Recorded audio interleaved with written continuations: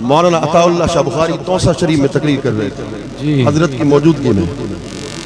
اس نے کہا یہ پیر جو ہوتے ہیں مرید پیر کے آنے پر کھڑا ہو جاتا ہے. پیر کا نفس موٹا ہوتا ہے, اندر جو نفس ہے وہ تکبر میں آتا ہے, اس لیے پیر مشرک ہے. قربان جاؤں حضور شیخ الاسلام کھڑے ہو گئے, اپنے شیخ سے اجازت چاہیے. جب شیخ سے اجازت چاہیے حضور اس کو جواب دے دو, فرما جواب دے دو. یہ نہ سمجھنا کہ شیخ کو جواب نہیں آتا تھا. جی جی واہ واہ واہ. چلو جملہ کہہ دوں, اگر اچھا لگے تو حضرت آپ مجھے داد دیں گے تو سب کچھ میرا آنا حل ہو جائے گا. یہ جو حضرت صدیق اکبر مولا علی سے مشورے کرتے تھے, اس کا مطلب یہ نہیں ہے صدیق اکبر کے پاس علم نہیں تھا. واہ واہ واہ. توجہ ہے, حضرت عمر جو ان سے مشورہ کرتے تھے یہ نہیں ہے کہ حضرت عمر کے پاس علم نہیں تھا. جنہوں نے علم حضور خدا کی عزت کی قسم شیخ چاہے تو اپنا کمال اپنے غلام سے ظاہر کر سکتا ہے. اگر مجھ سے کوئی پوچھے دعویٰ بغیر دلیل کے باطل نہیں مولانا, قرآن سے دلیل دوں گا.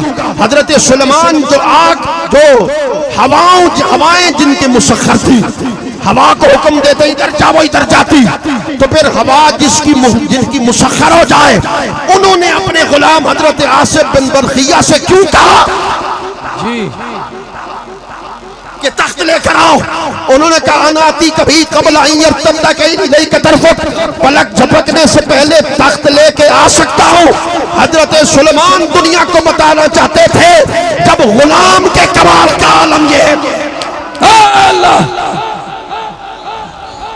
واہ واہ واہ, کیا بات. سلامت. آپ کھڑے ہو گئے. حضور شیخ الاسلام, حضور جواب دے دو, فرما جواب دے دو. کہنے لگے بڑا خوبصورت جواب دیا. جواب طویل ہے مگر اس سے ایک جملے میں آپ نے بند کر دیا. اگلی بحث کو چھوڑ رہا ہوں, اس ایک جملہ, یہ جملہ کافی رہے گا. آپ نے کہا شاہ صاحب تم نے کہا ہے کہ جب مرید کھڑے ہو جاتے ہیں تو پیر مشرک ہے. کھڑا ہونے والا مشرک ہے یا جس کے لیے کھڑے ہوئے گئے وہ مشرک؟